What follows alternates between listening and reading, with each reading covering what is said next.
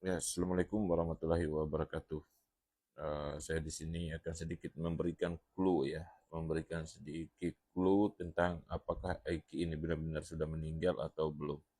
Jadi terpulang daripada kita sendiri, mau menanggapinya bagaimana, itu tergantung akal pemikiran kita sendiri ya. Namun di sini kita akan menjawab ada komen dari saudara Linda ya. Kan udah dibilang anak polisi salah satu di antara tersangka. Ya baik. Karena pada saat itu semua keterangan-keterangan yang diambil oleh pihak kepolisian itu adalah keterangan daripada kerasukan si Linda ini. Linda ini pernah mengatakan salah satunya adalah Egi anak polisi, ya.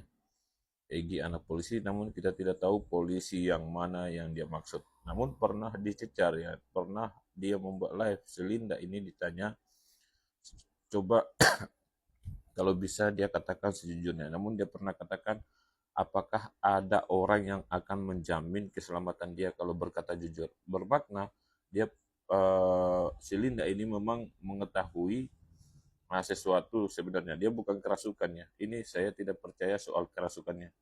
Nggak mungkin lah kerasukan. Kemudian kita balik ke belakang ya. Pada saat Eki ini berada di rumah sakit, ya Liga Akbar pergi melihat, namun tidak begitu jelas memperhatikan wajah almarhum Eki. Kemudian dia pergi memberitahukan kepada saudara keluarga Vina, yaitu mengatakan bahwa Vina kecelakaan berada di rumah sakit. Namun setelah pulang daripada memberitahu keluarga Vina, tiba-tiba di sana sudah ada Pak Arudiana dan Vina juga sudah meninggal. Oke, kemudian kita ini lagi ya, soal hasil autopsi ya. Hasil autopsi pada tahun 2016 itu dilakukan setelah 9 hari di dalam kuburan.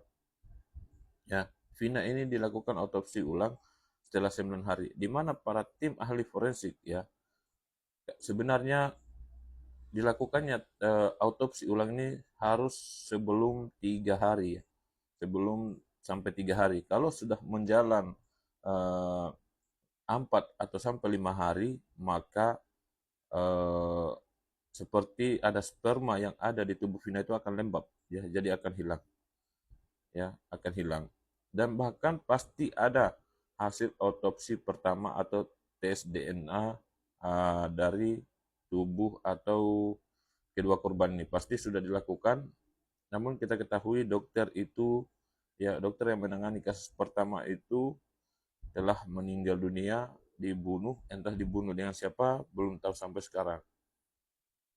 Nah, kemudian kejanggalan yang berikutnya, ya, kenapa hanya Vina yang ditampilkan di publik, hasil otopsinya Vina yang ditampilkan di publik, ya, sedangkan Eki, soal autopsi hasil Eki, mereka mengatakan pada saat itu akan dipublikasikan juga, namun sampai sekarang tidak dipublikasikan apakah apa hasil daripada autopsi si Eki ini. Entah dia dibunuh pakai apa, dihantam pakai apa, pakai apa, keterangannya tidak ada. Jadi sampai sekarang itu tidak adanya keterangan hasil dari autopsi si Eki. Dan kemudian kita lihat soal foto-foto yang beredar sekarang ini ya, di mana sangat jauh berbeda antara foto mayat dan foto Eki.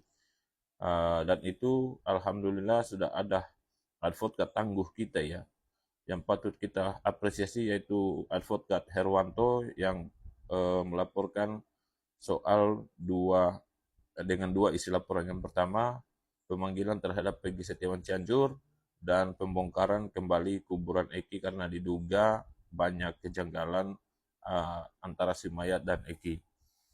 Jadi dari situ saja guys.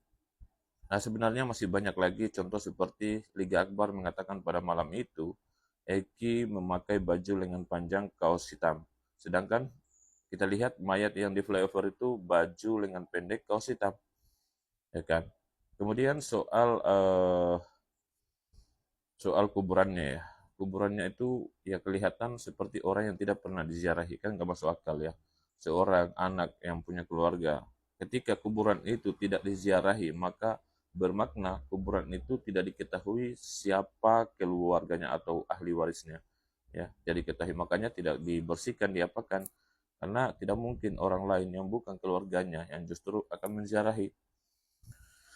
So, habis itu soal seperti Parudiana ya. Kalau kita katakan Parudiana ini takut, selama ini takut untuk melawan atau menuntut keadilan terhadap anaknya ya. Mungkin selama ini takut atas atasannya atau apa segala macam. Tapi seharusnya kalau benar-benar dia ingin menuntut keadilan terhadap anaknya, dia akan seperti berlaku terjadinya kepada Baradae ya. Walaupun dia eksekusi, Baradae pada saat itu mengeksekusi, namun dia karena berkata jujur ingin membongkar atau membantu pihak penyidik ya membongkar kasus ini, dia dibebaskan dan tetap bertugas. Jadi sama halnya akan seperti dengan Pak Rudiana.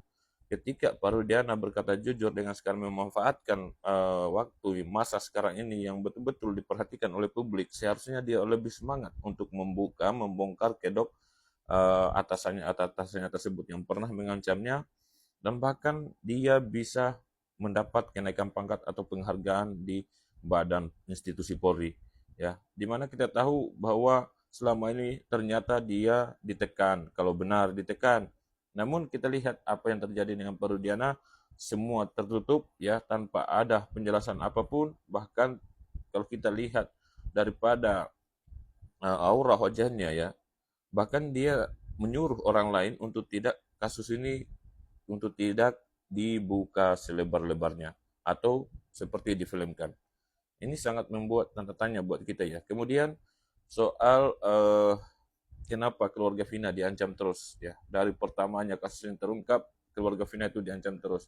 Dan kalau kita mendengar semua narasi-narasi atau jawaban-jawaban daripada kakak Vina ini sangat ya sangat meyakinkan bahwa mereka memang ada dalam tekanan. Kemudian setiap jawabannya itu akan berbeda-beda ya. Contoh, dia pernah mengatakan ternyata orang yang datang memberitahu itu adalah salah satu tersangka, bermakna keluarga Vina juga ini tahu sebenarnya tersangka sebenarnya. Dan ditanya soal Peggy Setiawan dan 7 lainnya itu dia bingung. Dia tidak bisa berkata apa-apa, dia katakan saya pun bingung apakah itu benar-benar tersangka atau tidak. Namun kita kembali ke belakang bahwa keluarga Vina pernah mengatakan bahwa yang datang mengabarkan tentang kematian Vina itu adalah pelaku tersangka. Bermakna dia tahu kan. Kemudian kita berbalik pada sebelum kejadian, dia pernah mengatakan, kakak Vina itu pernah mengatakan Vina ini pernah dijemput ya oleh 2 wanita, yang satu mega badannya gemuk, kemudian yang kurus itu dia tidak tahu siapa namanya. Jadi dari sini sebenarnya ya, kalau kita mengulik dari ke belakang ya kasus ini, yang perlu ditanya sebenarnya itu adalah keluarga Vina. Pasti dia mengetahui sesuatu. Dan satu lagi yaitu Egy Ripra Prayoga. Itu patut dicurigai. Karena kenapa saya katakan patut dicurigai? Dia pernah bernarasi itu hari mengatakan bahwa pihak Polda Jabar dan Polresta Cirebon pernah mendatanginya dan menanyakan apakah dia mengenal pelaku, ya, apakah dia mengetahui pelaku, bermakna pada saat itu pihak Polda Jabar dan Polresta Cirebon pernah menunjukkan gambar DPO tersebut. Jadi sampai di sini dulu penjelasan saya tanpa panjang lebar. Semoga mudah dimengerti. Tetap semangat, tetap berjuang. Assalamualaikum warahmatullahi wabarakatuh.